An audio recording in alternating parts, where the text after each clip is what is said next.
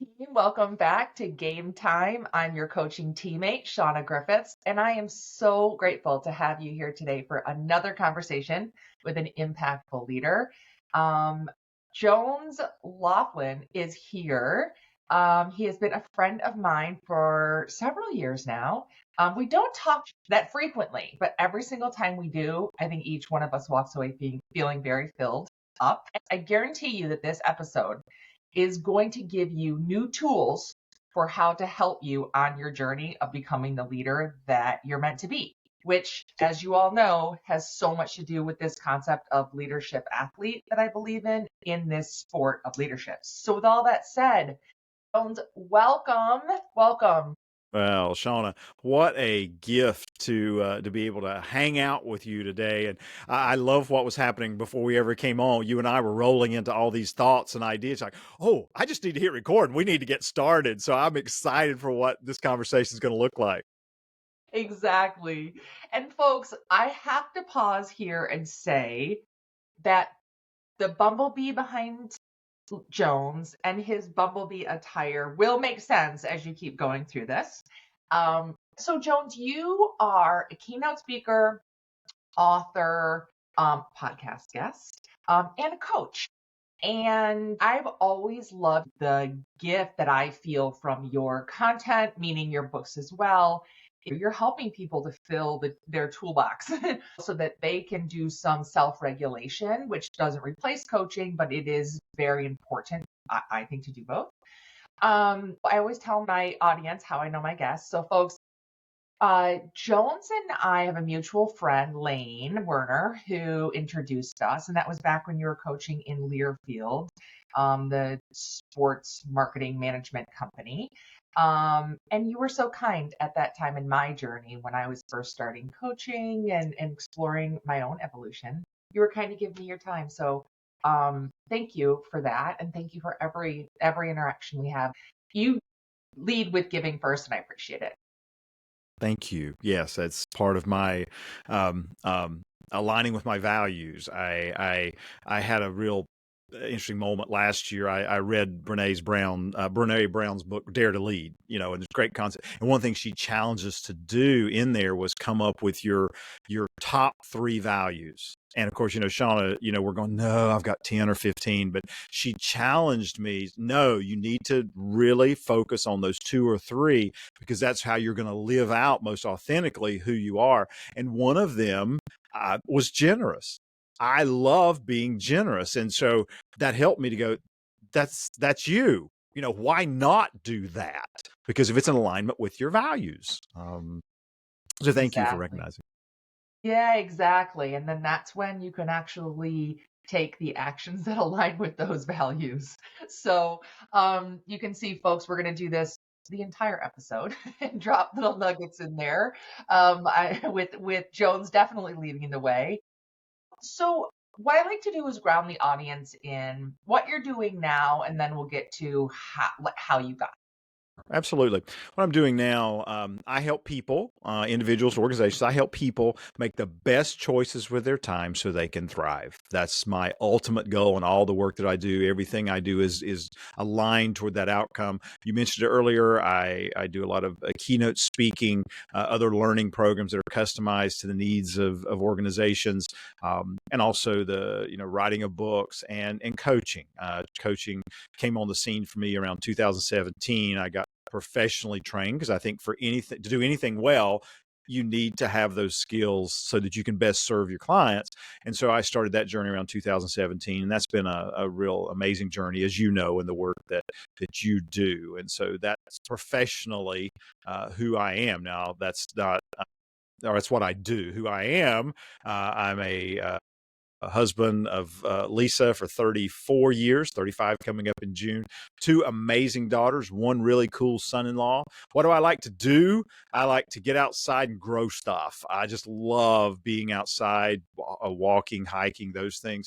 And the other thing I love is just what we're doing today, having a great conversation over decaf coffee. Decaf coffee. I love that. On the decaf coffee thing, I will say I have my little bit of mud water, so coffee substitute, Yeah. but that's only after my 2 full cups of coffee. this morning. My switch is dandelion root tea after I've had my coffee because it helps to lower my blood pressure. Not for being on shows, but just I have found that it works, and it's, of course, it's an herbal something Yeah, instead of medication. So yeah, that's my mud water, and it looks like mud. It's funny, dandelion root tea.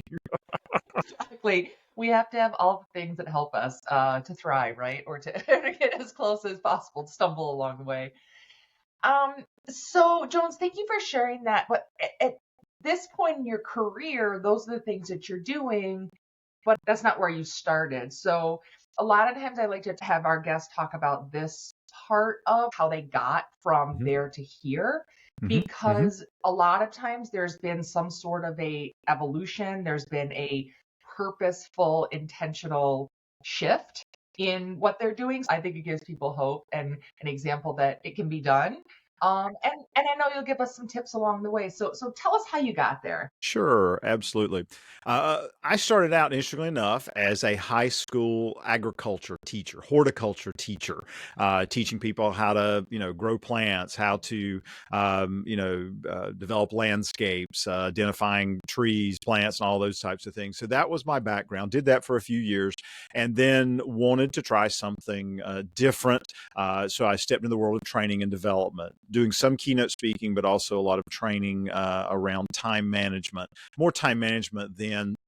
And then did that for a few years, worked with a lot of student organizations because my background was a teacher. So, of course, that fit. That was the audience that I had credibility with. And then in 2000, Sean, I had the biggest break of my career. Well, I say that's the second biggest. The first biggest break of my career was when I said to my wife, I would like to pursue this. And she said, I'll give you 5 years to make it work. She says, if it doesn't, you're going to go find a real job, and because she was going to keep working to keep, income. I mean, let's just be honest, when you start out on this entrepreneurial path or anything like that, you don't immediately have income or that level of income. So anyway, so second biggest break in my career came in 2000, and it really changed me forever. Somebody handed me a copy of the book, Who Moved My Cheese? And your listeners who are 35 and younger are going, what? Yes, there was a book called Who Moved My Cheese. It came out in the late 90s. It was all about change. And so somebody handed me a copy of that book, and I read it, and it was transformative. In 1 hour, I was like, wow, now I see what I need to do at work, in my job, my career, and also was kind of struggling with some personal things. Okay, I have clarity now about that. And so I saw the power of narrative, of story, in helping people to take that next step. And so fun story. I actually did some work for the company as a trainer. I contacted them and said, "Hey, I love the message. I'm a trainer. Are there opportunities?" And they said, "Sure." And so really connected with the message, shared it with lots of people as part of working with that organization. And then that led me to write other books, Juggling Elephants, Always Growing, Getting to It. But really, that's what got me here was, hey, let's try something new, and let's commit to it. Have the right support network along or support team along the way, and always have your radar up for what might be something that's transformative. Always be looking, for what might be there that can help you get to that next level. Yeah. As you're saying it, I'm kind of connecting some dots because I was actually going to ask you about what was it that you noticed first when you were teaching high school horticulture? What were the signs for you that, wait, this is actually the new direction that I Mm. want to go in? And there's something that's coming to me about the growing of, when you're actually pour into something and growing it, you're doing the same thing that you did with the flowers and all of that to what you're doing with people. But what was that thing? It's interesting, and it's not probably what you or your listeners would think. You know, all of us have this itch we want to scratch, whether that be career or start a new hobby or something. And really, that's what it came down to for me. I had been making presentations when I was in college as part of a student organization, and I enjoyed working with people in more of that informal education or informal training environment. So I enjoyed those kinds of things. I love teaching. I love the interact. I still miss the day-to-day interaction with the students. But really, that's what it was. Is I had been doing it for a few years, and I said, I think I'd like to try this. And I had the support team and I had the safety net as an educator that I can go out and try this. And if it doesn't work, I don't say come back to teaching, but I can return to teaching if this endeavor doesn't work out. So really, it was more about just feeling this nudge to go, let's go try that. Yeah. I mean, the ability to listen, that awareness to listen to yourself and, acknowledging it, and then the courage and curiosity that are all wrapped up in that. And I promised at the start of this episode that we were going to give people tools.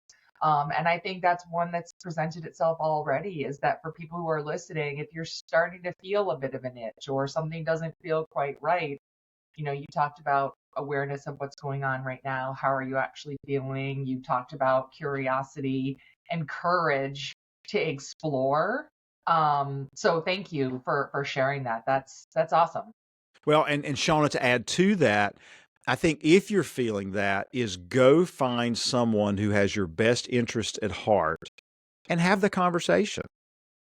I'm feeling, I'm sensing, I'm thinking, and just share it with them and let them. I mean, we know that's the power of what a coach can do for someone, is they're going to sit and listen objectively to what you're saying and then ask you more questions to help you dig deeper and find out what is driving that. And so, yes, if you can get a coach, great, but you don't have to. Find someone who has your best interest at heart, not theirs, not the organization's, but yours, and have that real conversation with them. And it's amazing how just saying it out loud, I know with my coaching sessions, when somebody's coaching me, I'll go, wow, that really sounded different when it came out of my head. Yeah. So true. We do have this verbal talk track in our heads. And so you're so right. Putting the words to it is I don't know, truth telling, Yeah, for yeah. sure. And so much of what you're doing now is about focus. But, it was about, you talked about this time management, moments of change, and when people have a lot to do, people in organizations. And I think that, I think that's a consistent thing for people who are in business. But I think now, given what's going on in business, in the world, in politics, it's like everything feels like the volume is dialed up in it. So, but what was the cue for you at that time just to have these be your pillars?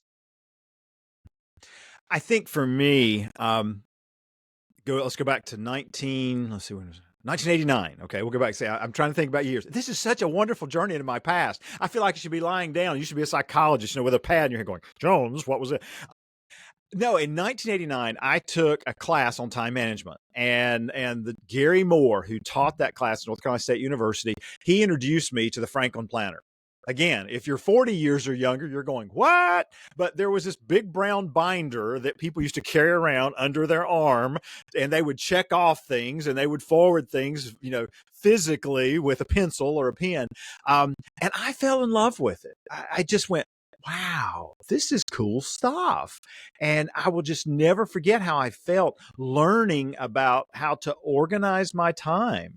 And so it's one of those passions that stuck with me, through the years. And then how it transformed into more of the work-life balance, work-life success, whatever we're calling it this week, was I started experiencing in my own life. You get this idea, okay, what is most important?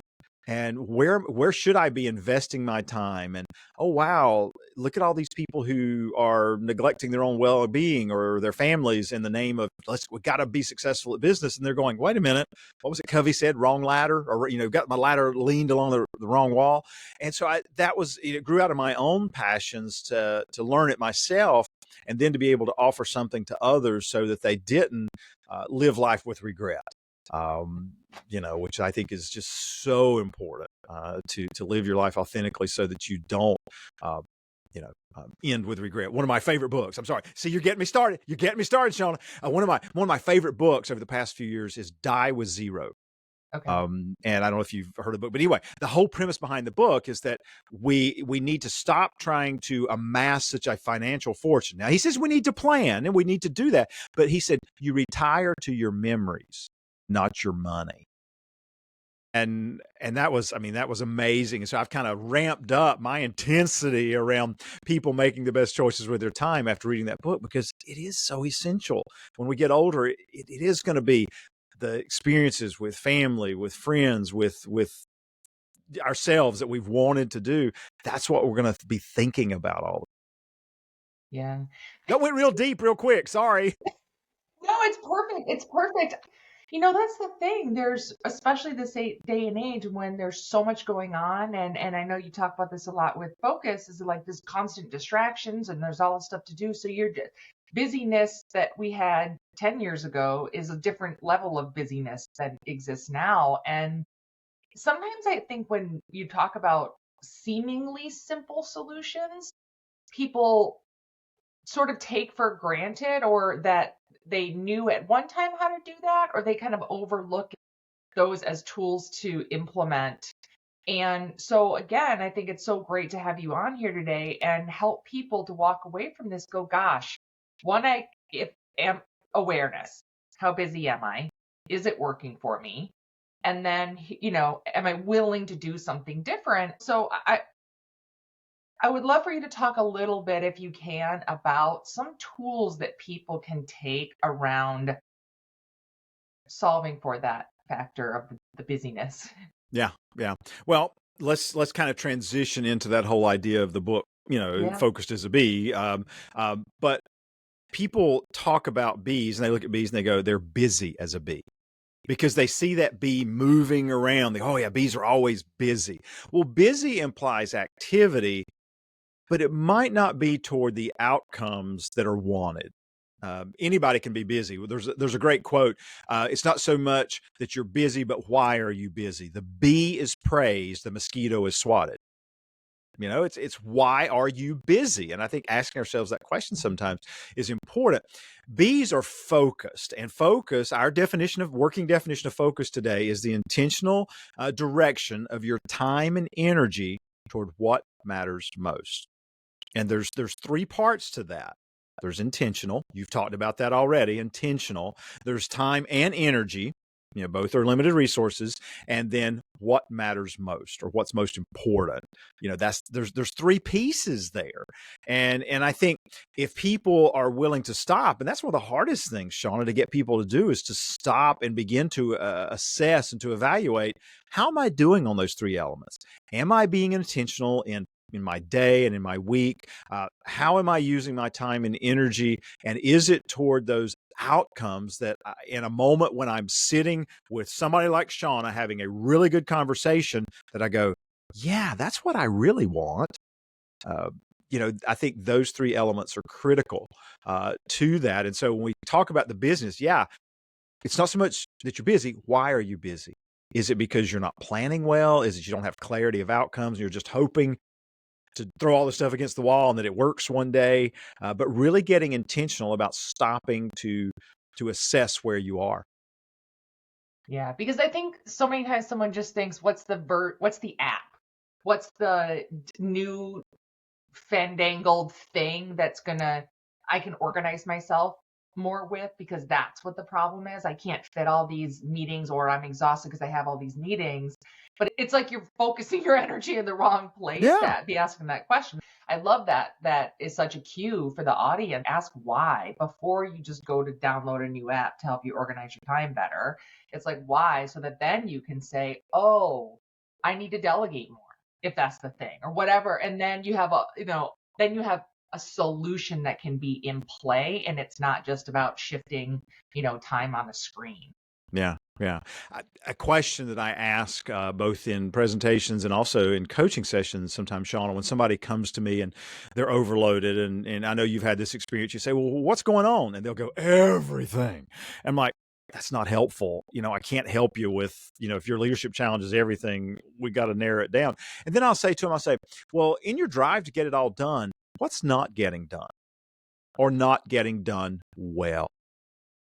And if they stop and think for a moment, it's like you said, it's not that, well, I need to download this app to do X. They go, I'm just not planning my day well. or I'm not organized, or I have no time for myself, or in a leadership capacity, I'm not giving my team members my full presence. I'm not being strategic in my role as a leader.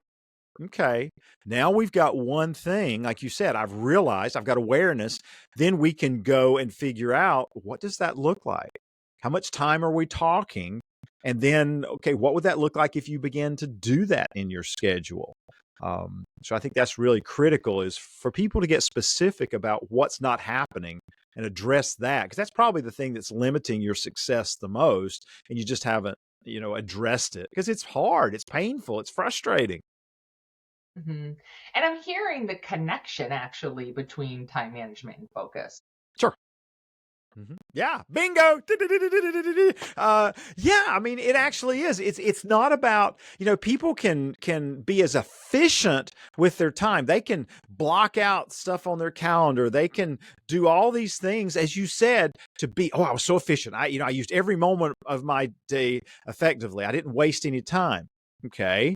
Did you move closer to accomplishing your goals? Did you grow your team? Did you spend time with that team member today who really needed you? Well, no, but man, I didn't doom scroll on my phone today. I got my 45 minutes of workout in. Great. Did you move a step closer to accomplishing your priority for the week? I mean, that's the key, is that focus is the intentional direction of our time and energy toward what matters most.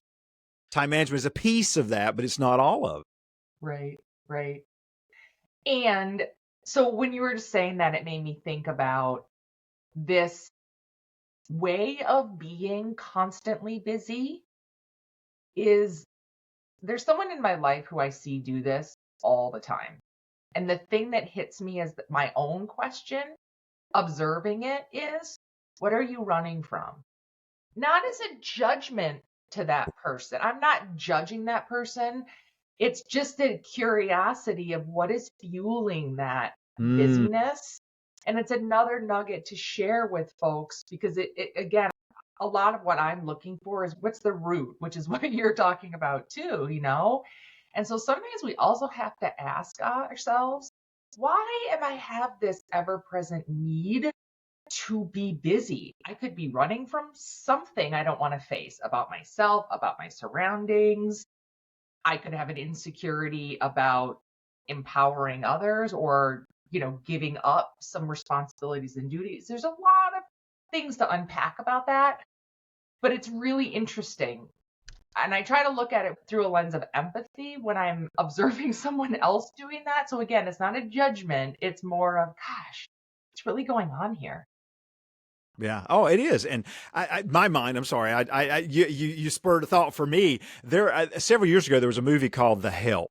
A fantastic movie. And anyway, there was a moment in there where one of the characters, who's just always so mean and angry and always just trying to tear other people down. One of the characters said to them, one of the other actors said to them, when they were doing something and they'd finally gotten caught being mean or angry or whatever. And the person looked and says, "Aren't you tired? Aren't you tired of just always being that way?" And I think there are lots of people, Shauna, and I've been there, where when somebody finally gets me by the shoulders, or a comment or quote or something I read or a podcast or whatever, grabs me by the shoulders and says, "Why are you doing that? What is driving that?" And if I'm willing to give an honest answer, you're right. I'm running from something, or something else that I would have to do is going to make someone uncomfortable. Yeah. I mean, how often do I hear people say, well, if I moved forward with that, my one job, the first thing I would need to do is have a conversation with someone, and I'm uncomfortable with that. So I'm just going to keep taking on their work. You talked about delegation. I'm just going to keep taking on their work because it's really uncomfortable for me to have a conversation with that person. Okay. And how is that action limiting your ability to have the success you want? Well, okay. I mean, great point is that reflecting on why you're busy is so important.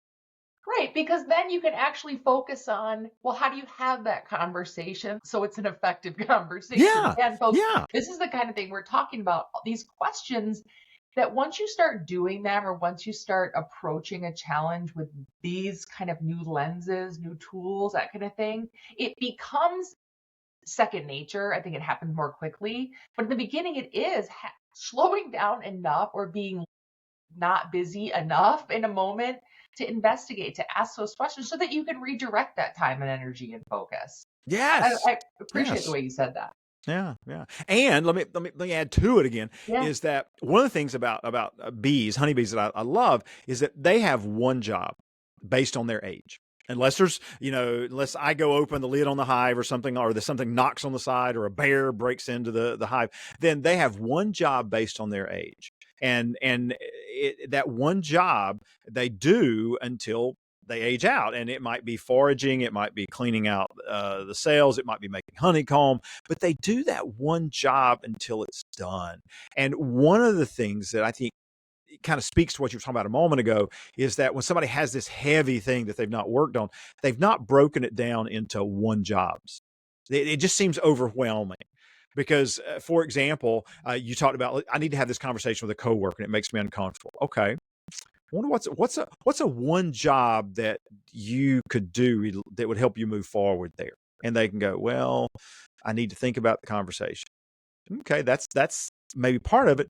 Could you talk to someone who might be in a similar position? Yeah, I could do that. Okay, well, what's a one job even before that? I need to think of 3 people I could reach out to. Great. Okay, breaking it down into smaller chunks so that then it's not as overwhelming to do, I think is so critical, because so often we want to figure it all out. We want to go forage for pollen. We want to clean out the cells. We want to make honeycomb. We want to be soldier bees. We just jump back and forth and said, okay, no, let's stay on this. What's the one job, the one job, the one job? And then pretty soon you go, oh, that conversation wasn't as bad as I thought. In fact, it was a miscommunication to begin with. Who knew? Exactly. And so then you put these new tools into practice, and so it can be a gift that you give yourself. And that's the thing. It really is something that it all lies within each person. And these are just tools to use, and it's going to go differently for different people, but it really does become then it's your daily practice, which I talk so much about practicing, right? Every day to be that much further along than the day before in the bigger picture. And just as you are pointing to bees, and and we're having this great conversation about that, is kind of like how I talk about the similarity between us as high performing business people and high performing athletes. I Yes. use that analogy because people can look at it and go, oh, I know what it takes for that person to be there, what the environment is created for them. So I love the analogy. There's a similar way of thinking. I also, folks, I have to tell you, I love bees. I was so excited when I saw this. And Jones was kind enough to send me a book. It's actually called, I'm showing it on the screen, Focus. And it scratches out busy. It's so pretty. I love it. And he sent me some honey, which is so great. Do you know that my lunch pretty much every day, I'm not kidding you, every day that I'm home for lunch is usually peanut butter and honey on toast. I know it's so silly, but so I'm so Oh, excited. it's not silly. I'm sorry. I was distracted for a moment thinking of that. So it's lovely. No, Yes. but here's the thing, like honey is actually a medicinal, like certain qualities of honeys can be medicinal. And I think it's, again, like if you think about these bees and they're so focused and they're the way they're operating, and then they actually, the work produced that is produced out of it, the the end result is healing. Yeah. Yeah. That's It's true. excellent, so it's just, again, just interesting, high performing little bees that they are.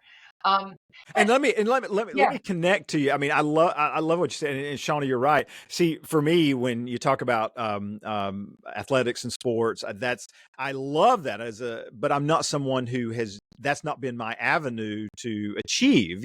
Whereas you have and others have. One of the 6 permissions that we talk about in that book is to be consistent. And what did you just mention a moment ago about it? If you're an athlete, you understand the need for consistency. And so it's all about finding that analogy, that metaphor, that framework that helps you figure out where you are. And you go, oh, okay, And then how do I, take a step forward? And if you're an athlete, you go, okay, then I need to, up my reps tomorrow, or those kind of things, or I just need to show up 4 days out of 5. If you're a gardener, you go, okay, well, I need to start pulling some weeds. If it's, the bee example, it's, yeah, one bee in their lifetime makes 1/12 of a teaspoon of honey. So if I'm going to have the impact I want to make, I've got to be consistent if I'm going to contribute to that outcome. So I normally say, whatever gets you there, you know? Yeah, absolutely. Not only do I love honey and the effectiveness of the bees and the honey itself. Actually, I was telling Joan this the other day. This is a great story, folks. Make sure you listen. No. It's not a whole full story. My husband and I have this thing about bees. I do talk about my husband a lot. I love him to death. And he and I talk about, so the first time we met in person, he had a black suit on and a yellow backpack. And so I had this thing with him about bees. And sometimes he says I'm feisty, if you could imagine. And so I told him that I'm the bumble and he's the bee. Anyway, I digress. But so I would love for you to talk about, like, actually, how did you write the book? Because it's unique in this one, different from the other two. Sure. Absolutely. Book grew out of my own experiences with my daughter Sydney, who's also a beekeeper. We've been beekeepers for going on about 6 years, and so we just really enjoyed it. It was great dad-daughter time. I mean, it was wonderful, and so we still do it some, but she's off at college, so it's a little different. But we really enjoyed it, and we just were fascinated by them. I mean, if some of your listeners may have a hard time understanding this, but you could put on a suit and you can go raise the lid on a hive of bees, typically not in July to August because they're just cranky then because it's hot. But you can raise the lid and they're just down there doing their job. You're just watching them, and it's just, you could just feel your blood pressure because they're just so focused. They're just, each one of them has their job and they're doing their thing. So then we started talking about, well, what are we learning from them? Because we would start talking conversation. Yeah, if you're like a bee, then you're doing this, or like that. And we began to apply some of those principles to our own life, and just saw, yeah, that's helpful. And then, of course, in my work as a keynote speaker and the writer of books, and I'm like, okay, maybe there's a book here. And so we began to talk about what would the key principles be, and so from there, then we talked about creating a narrative, a story, because that draws people in emotionally, which is important, makes the story stick, and then makes the principles more applicable to them. And then we continued that journey, and like any other author, a lot of iterations. I think we started actually writing in probably 2021, and just kept working and working and working, and finally last year we got the finished product out. I took the lead in writing. Sydney, would creative consultant and those things, because the story follows some experiences she had with her best friend Alicia, who loved bees, and so we tapped into that narrative because it makes it a very warm story. And then Sydney also did the graphics, the bee. She painted the bee that you see behind me, and those things. So it was so many things, Sean. It's a business book, and it's a tribute to her friend Alicia, who tragically passed away a few years ago. It was a great dad-daughter journey. I mean, I've been so blessed to have two great dad-daughter journeys. My older daughter got me started running back several years ago, and we ran some half marathons. We've done a lot of 5Ks, just the training every day, she and I running. I would take nothing for those experiences. So it was a cool dad-daughter journey with Sydney on this one. That's amazing. Did you think you always wanted to write with a book with one of your daughters? It had never been really on my radar. Sydney and I began to talk about it even before we knew we might write something about bees.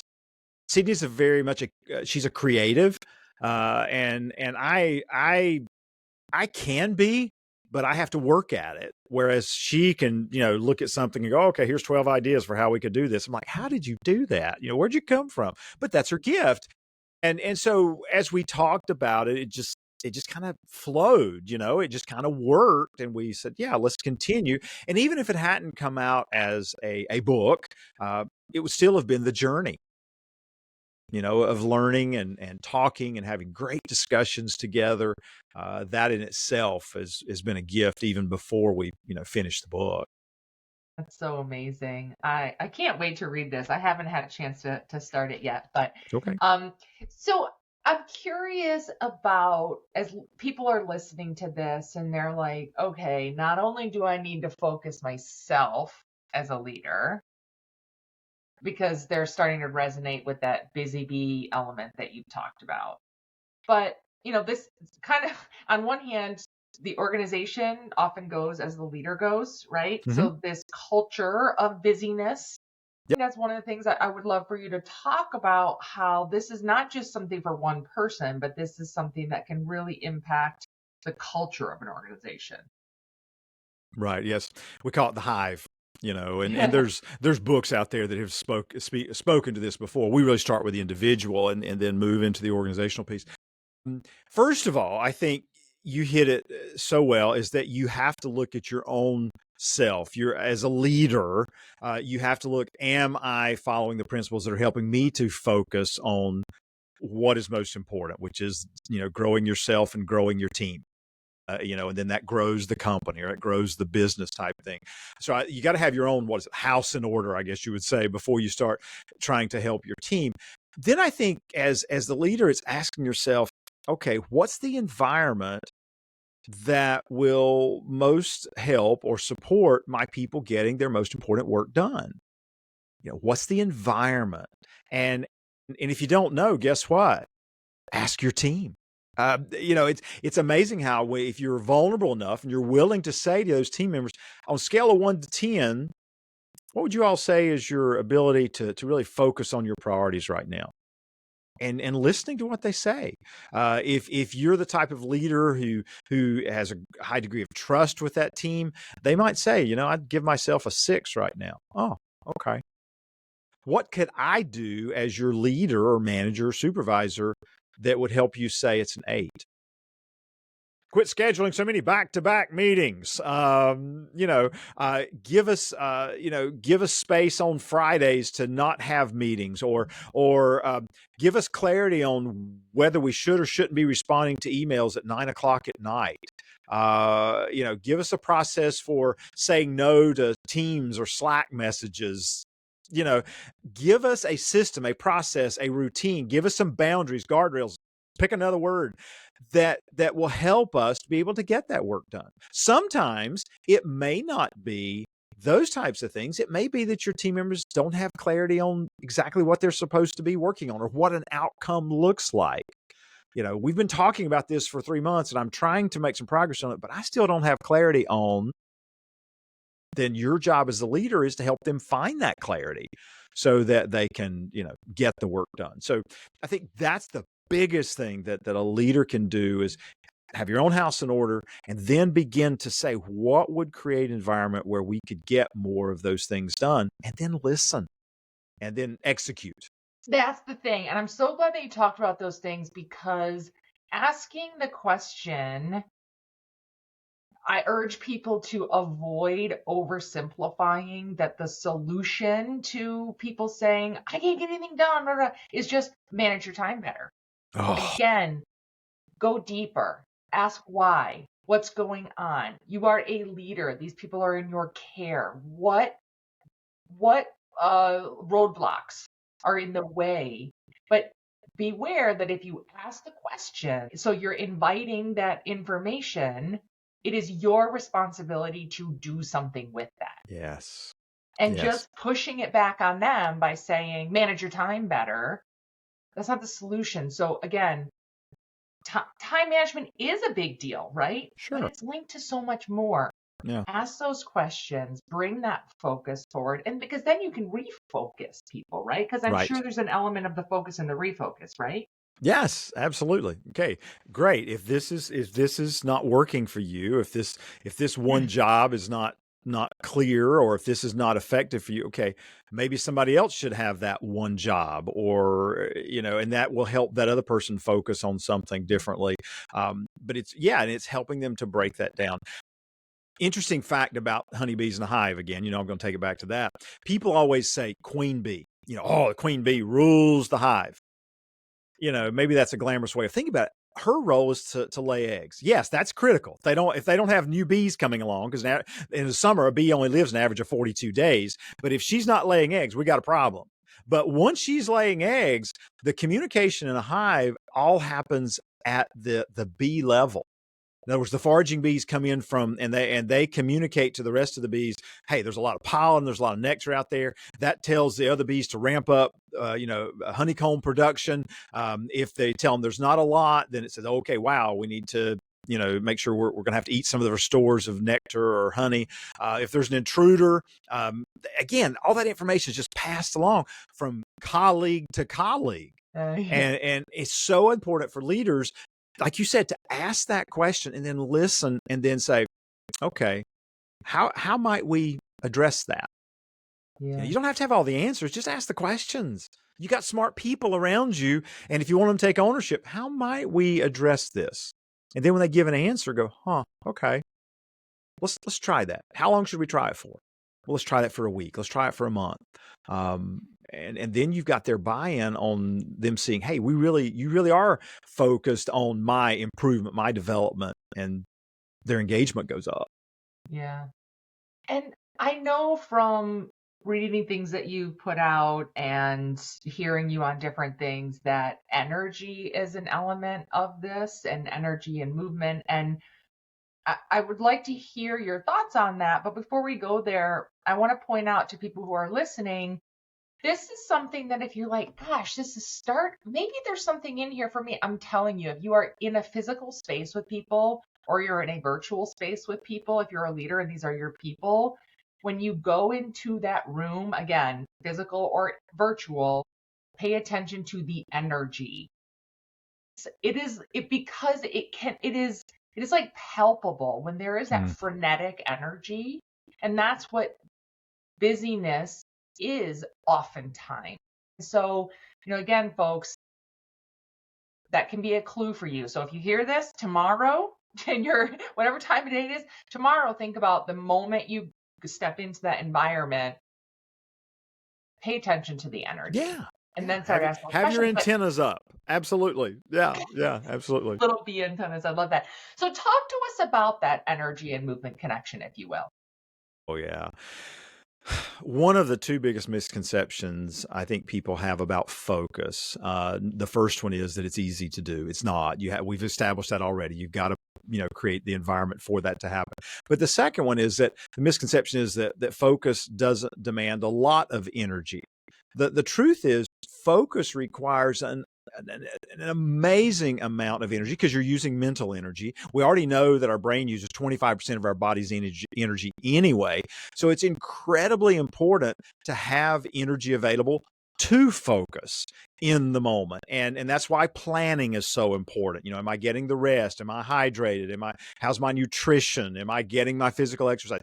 All those things that give us energy are important so that when we need to focus in the moment, our bodies, our minds, our hearts are ready. I want to share this statistic. Here's a really weird thing for you, and I'm going to go somewhere with this, I promise, is that in a healthy beehive, bees take about 40 naps per day. Okay, 40 naps per day. The bees that are going out to forage, the foraging bees that are going out to gather pollen and nectar, they will take as many as 50 naps per day. Now, it's not a long time. I mean, it may be just a few seconds. It might be just 3 seconds. What they're doing is they're resting from what drained them in the previous moment so that they can be fully ready for what's coming in the next moment, right? So you asked me about energy.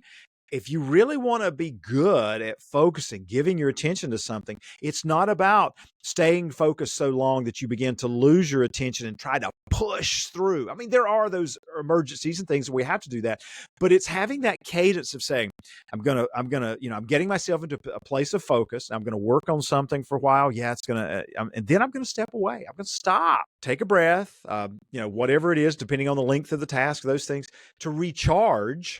It's one of the 6 permissions. And then you'll be much more prepared in the next moment for whatever that moment calls you or needs from you. Perfect example. Every one of your leaders listening to this podcast has had a team member, either in person or virtually, say, hey, have you got a minute? And you may be, really focusing on something and you go, sure, I got a minute. And you don't have the emotional bandwidth or the mental bandwidth to really listen to that person. They're probably 3 minutes in and then you go, wait, what? What are they talking about? You know? And so the whole idea of energy, if you really want to be focused in the conversation with that team member, when they say, have you got a minute? Can you give me 3 and I will? Yeah. Or can we meet this afternoon? Can we talk later? And then you can prepare. You can say, okay, I'm going to be talking with Shauna this afternoon. It seems like she's got something pretty heavy she wants to talk to me about. I want to be ready.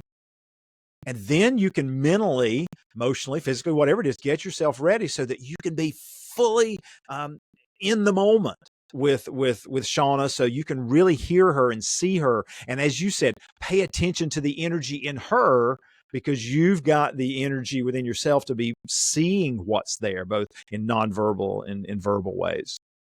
So I'm going to zoom in on this one because it is so important. No, because anybody listening to this, that happens. It could be a family member. It could be, anything, but it is that. Do you have a minute?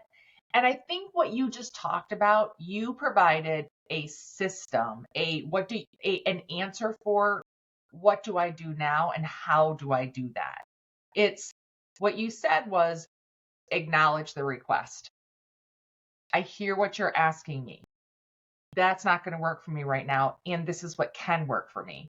And I think, and that also works for them. Like that, those are things to consider rather than a lot of times what people do is they just ignore, right? They kind of try to swipe away the request or like, no, I don't have time, or yes.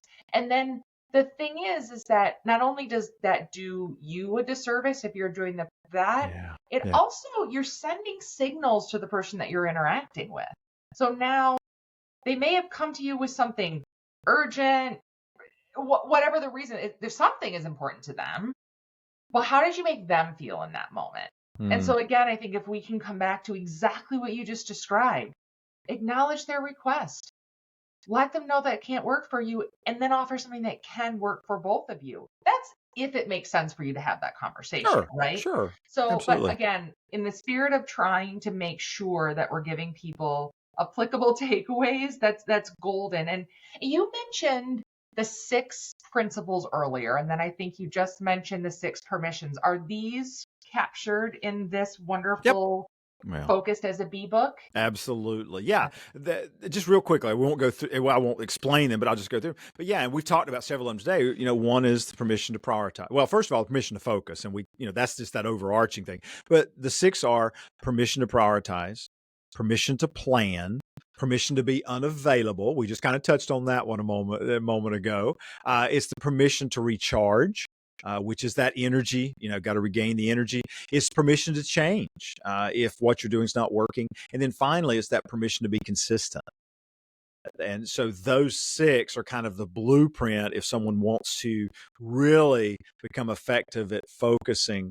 Those are the 6 permissions we believe are important. They're not the only ones. My daughter, Sydney, called me the other day and said, Dad, I had another permission use today. I'm like, what'd you do? She said, well, I was working on something and I could just feel myself feeling like it's not going to be perfect. It's not going to be perfect. And she said, I said to myself, I'm going to give myself permission for this to be mediocre. And I thought, there you go. And then she said, it freed me up to work on it because I said, I'm not striving for perfection. I'm just going to let it be mediocre. Sometimes it's the permission to be done. Sometimes it's permission to forgive myself or someone else. But what is that permission? And we ask this a lot in coaching sessions. What is that permission you need to give yourself right now that'll help you take the next step in focusing?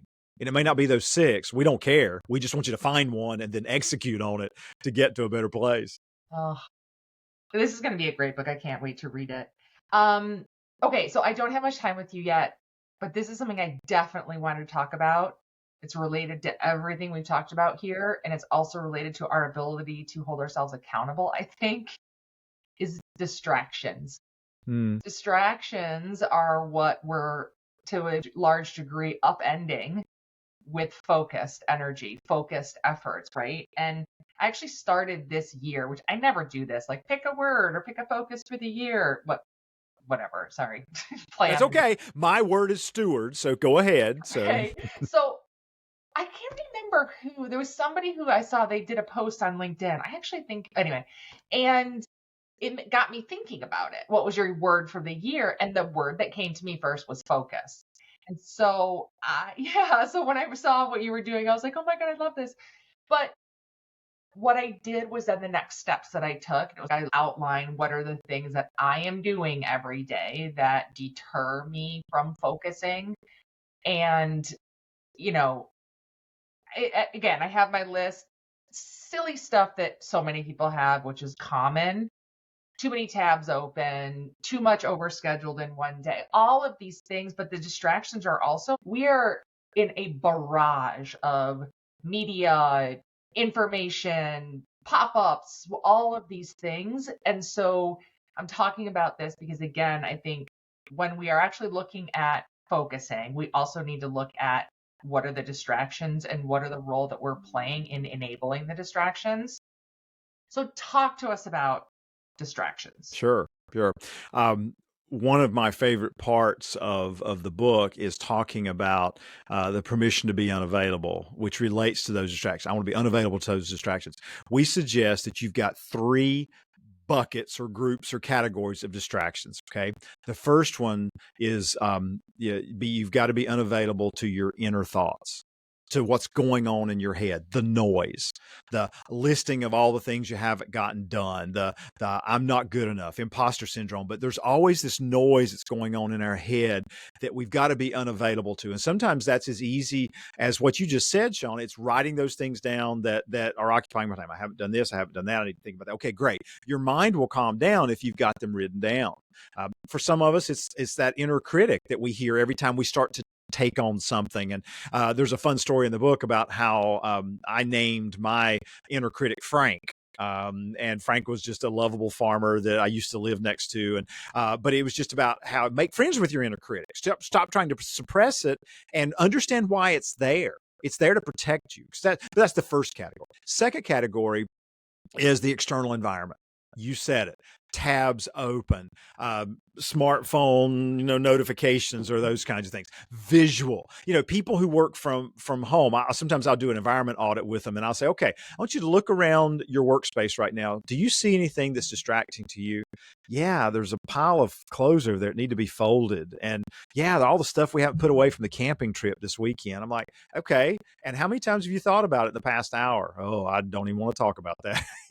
It's not just sight. It's what do you hear? What do you smell? I mean, Sean, I'm a huge fan. If you want to get into a mode of focusing, you got to have the right smells. I got a candle that I unscrew. I sit on my desk, and when I smell it, it moves me into a focus mode. And I'm not ashamed to say that because my work is important, but it's that external environment. What can you do?